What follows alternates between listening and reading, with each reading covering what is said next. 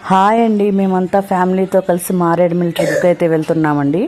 మార్గ మధ్యలో రాజమండ్రి దగ్గర గోదావరి బ్రిడ్జ్ దగ్గరకు వచ్చామండి. చూడండి ఎంత బాగుందో. బ్రిడ్జి దాటిన తర్వాత మారేడుమిల్లి అయితే వచ్చామండి. అక్కడ మారేడుమిల్లిలో భూపతిపాలెం రిజర్వాయర్ దగ్గర అయితే ఉన్నామండి.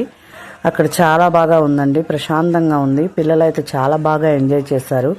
కొంతసేపు ఫోటోలు దిగామండి. ఫోటోలు దిగిన తర్వాత చూడండి ఎంత బాగుందో.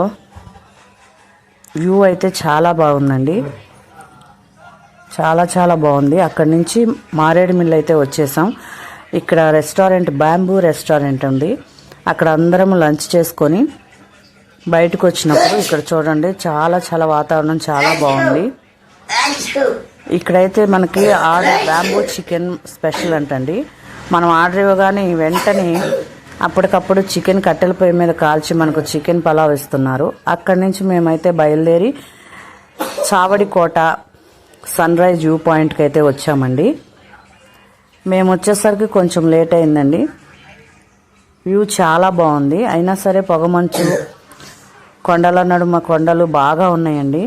చాలా చాలా బాగుంది. కానీ అక్కడికి వెళ్ళడం చాలా కష్టంగా ఉందండి. అయినా సరే వెళ్ళామండి.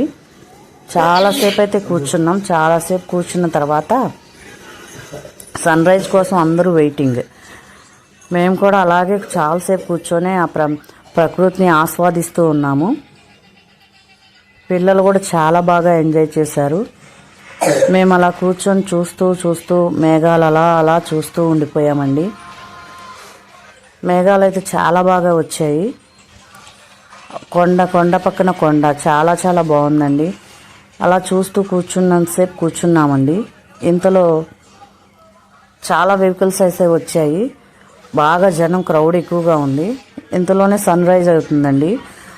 అది చూస్తుంటే మేము వెయిట్ చేసినంత అది కూడా మర్చిపోయామండి.